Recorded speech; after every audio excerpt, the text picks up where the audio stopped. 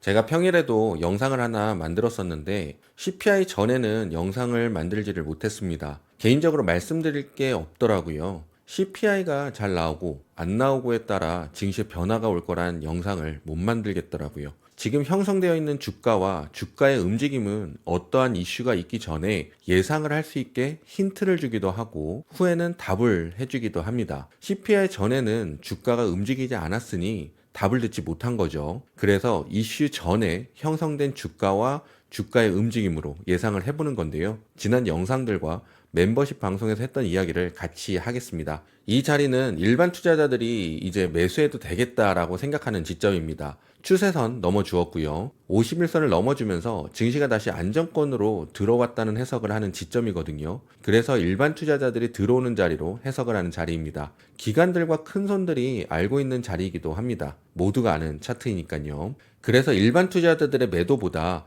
매수가 많이 들어오기에 기관들은 조금의 매수를 넣어줘도 주가가 팡팡 튀어오르게 됩니다. 일반 투자자들의 매수가 있기에 기관들은 큰 돈을 들이지 않고 주가를 상승시킬 수 있는 자리인 거죠. 기관들에게는 큰 리스크도 없고 무리한 트레이딩을 할 필요가 없기에 명분만 따라주면 주가를 상승시킬 확률이 높았다고 볼 수 있었습니다. CPI는 괜찮을 거란 이야기를 많았었고요. 제가 멤버십 분들에게는 이 자리는 장대 양봉도 나올 것이라고 말씀을 드렸는데요. 말씀드린 일반 투자자들이 들어오는 자리가 이 박스 구간이고요. 이곳은 박스를 이동시키는 상승을 할지 말지 고민하는 자리이고요. 박스가 이동되는 상승과 하락은 주식을 이해하는데 정말 중요하니 뒤에 링크 걸어 놓겠습니다. 꼭 봐주시면 감사하겠습니다. 도움이 되실 겁니다. 장대 양봉 얘기를 했는데 다음날 바로 꽉 채우는 양봉이 터졌습니다. 당연히 하락을 예상할 수도 있는 자리이기도 합니다.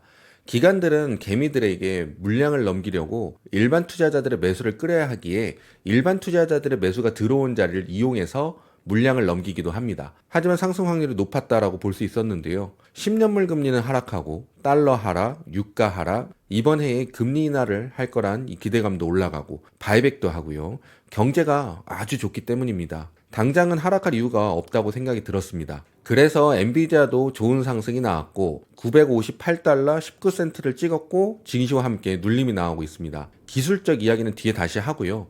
요즘은 AI 전쟁입니다. 구글, 메타, 마이크로소프트, 애플, 그리고 아마존까지 AI 관련된 일을 하고 있고 AI 관련 스타트업들도 계속 나오고 있는데 이 기업들이 계속 AI에 투자를 하게 된다면 엔비디아 칩이 더 필요로 하겠죠. 엔비디아는 구글과도 파트너로 일을 하고 있습니다. 구글은 젠마 2와 팔리젠마를 발표했는데요. 이건 오픈 버전 언어 모델이라고 하는데 이미지나 짧은 비디오 캡션, 시각적인 질문과 답변, 이미지 내 텍스트를 이용하는 등 여러 가지 작업을 위해서 설계가 되었다고 합니다. 비디오는 더 많은 계산 능력이 필요로 하기 때문에 좋은 AI 칩이 더욱더 필요로 하게 되는 겁니다.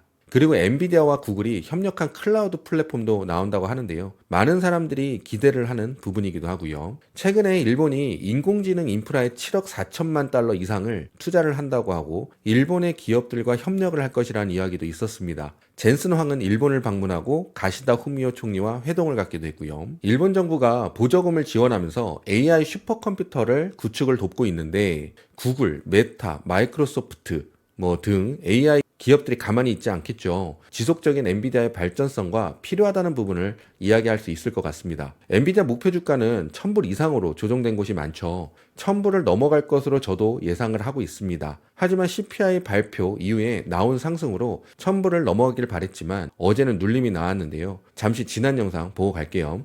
리스크 컨트롤을 고려합니다. 기관들이 방향성을 정해야 하는 이 구간에서 엔비디아 실적도 있고 지표도 있고 위험 요소들이 있으니 많이 오른 이 주가에서는 익절을 좀 하고 혹시 있을지 모르는 위험에 대비를 하자 하는 자리입니다. 925에서 950까지 부분 익절 대응을 고려한 매도를 권장하는 게 아니고 말 그대로 리스크 컨트롤하는 자리인데요. 리스크 컨트롤이란 고점 매도를 하려는 게 아니고 많이 올랐고 물량도 많은데 실적 발표를 어떻게 될지 모르니 캐시 좀 만들어 놓지 않은 겁니다. 매도가 나오는 자리라고 보시면 되는데요. 925달러에서 950이 매도가 나오는 자리이고요. 엔비디아 고가 958달러 19센트, 금요일 종가 924불 79센트.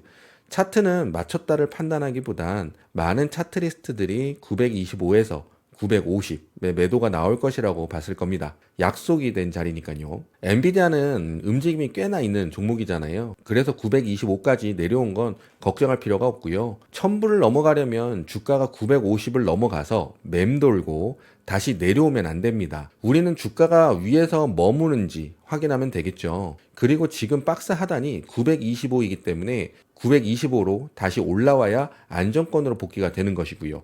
그래서 다음 주에 봐야 하는 건 925 위로 다시 올라와 주는지, 그리고 실적 발표로 950을 넘어주고 내려오지 않는지만 확인하시면 됩니다. 차트를 안 보시는 분들은 제가 말씀드리는 주가만 기억하시고 주가가 움직이는 느낌을 기억하시고 익숙해지시면 됩니다. 말씀드리는 지점만 보세요. 혹시 실적 전에 매수를 하고 싶으신 분들이 있을 수 있으니 매물대 자리도 말씀드리도록 하겠습니다. 실적 전에 생각지 못한 악재가 타져 나오는 게 아니라면 51선 밑으로는 빠지지 않을 것으로 예상이 되는데요. 차트적으로도 51선 밑으로 빠지는 건 별로 좋은 시그널이 아니기에 굳이 51선까지 내릴까 싶고요. 상승을 전제로 매수하는 매물대를 본다면 910에서 900까지 매수가 가능할 수 있습니다. 만약 실적 발표 전에 925 위에 있다면 925가 박스 하단이니 역시 매수가 가능합니다. 혹시 51선 밑으로도 하락할 수 있으니 이 부분도 말씀드리면요. 엔비디아의 추세가 하락 추세로 변경되는 자리는 800에서 750입니다. 말씀드린 주가 밑으로 하락하지 않는다면 910에서 900에 매수한 물량은 물렸다고 이야기하지 않습니다. 상승이 나오면 910에서 900까지는 금방 상승합니다. 이건 믿으셔도 됩니다. 주가의 흐름의 원리이기 때문입니다.